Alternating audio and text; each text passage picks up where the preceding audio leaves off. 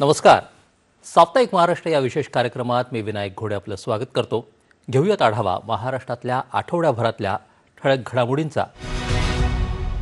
रतन टाटा महाराष्ट्र राज्य कौशल्य विद्यापीठाचा पहिला दीक्षांत सोहळा नुकताच मुंबईत झाला. या कार्यक्रमात मुख्यमंत्र्यांनी मनुष्यबळाला कौशल्य विकासाची जोड देण्याचं आवाहन केलं.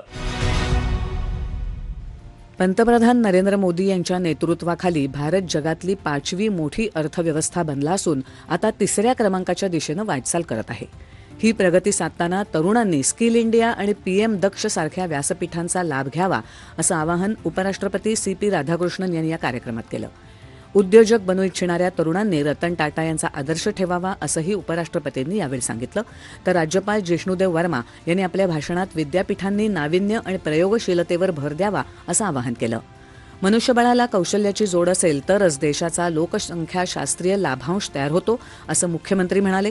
रतन टाटा महाराष्ट्र राज्य कौशल्य विद्यापीठातर्फे AI लिव्हिंग लॅब सारख्या उपक्रमातून विद्यार्थ्यांना प्रत्यक्ष उद्योग जगातल्या समस्या सोडवण्याचं प्रशिक्षण दिलं जात आहे.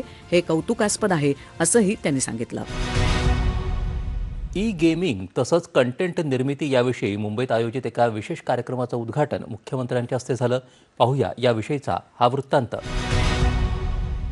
राज्यात गेमिंग क्रिएटर अर्थव्यवस्था, शिक्षण आणि डिजिटल पायाभूत सुविधा उभारण्यासाठी शासन सक्षम वातावरण निर्माण करत असल्याचं मुख्यमंत्र्यांनी सांगितलं. मुख्यमंत्र्यांच्या हस्ते मुंबईत ग्लोबल ई-स्पोर्ट गेम्स या कार्यक्रमाचं उद्घाटन करण्यात आलं. त्यावेळी ते बोलत होते. यावेळी कंटेंट निर्मात्यांशी मुख्यमंत्र्यांनी आपल्या खुमासदार शैलीत संवाद साधला. कोणतंही क्षेत्र निवडलं तरी मेहनत हीच यशाची गुरुकिल्ली असल्याचं त्यांनी यावेळी सांगितलं. मुख्यमंत्री कार्यालयाद्वारे मोठे प्रकल्प आणि महत्त्वाचे निर्णय लोकांसमोर लाईव्ह प्लॅटफॉर्मवर मांडण्याचा प्रयत्न करू असंही त्यांनी नमूद केलं.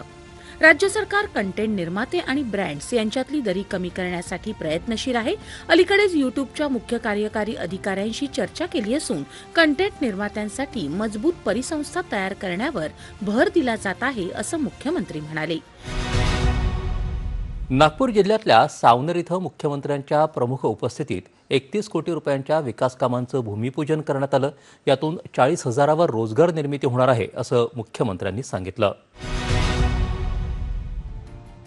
खत आणि कोळशाचं वायू भवन असे 2 मोठे प्रकल्प सावनेर भागात उभे राहणार आहेत. यातून 40,000वर रोजगार निर्मिती होणार आहे असं मुख्यमंत्री देवेंद्र फडणवीस यांनी सांगितलं. ते सावनेर नगरपरिषद मैदानावर आयोजित कार्यक्रमात बोलत होते.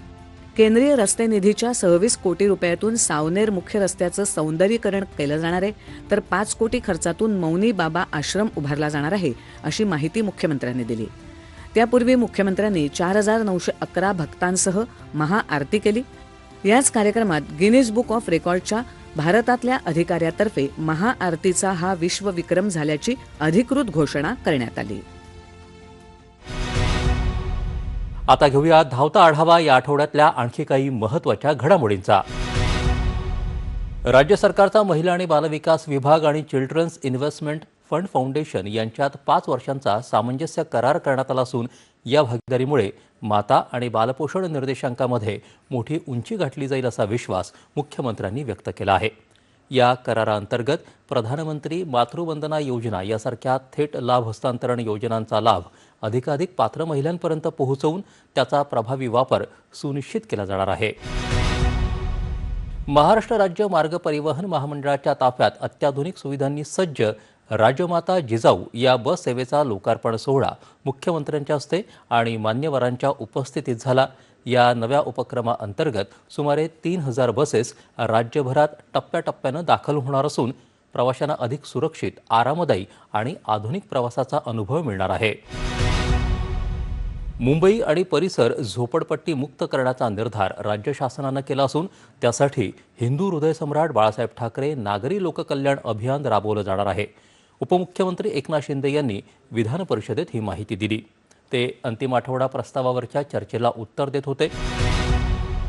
आगामी काळात महाराष्ट्र हे डिजिटल आरोग्य आणि AI आधारित आरोग्य प्रणालीमध्ये अग्रगण्य राज्यांपैकी एक असेल असा विश्वास उपमुख्यमंत्री सुनेत्रा पवार यांनी व्यक्त केला.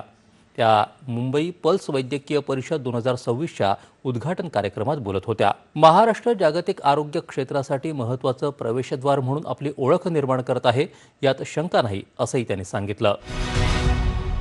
या होत्या राज्यातल्या गेल्या आठवड्याभरातल्या महत्त्वाच्या घडामोडी. पुन्हा भेटूयात पुढील भागात. तोपर्यंत नमस्कार.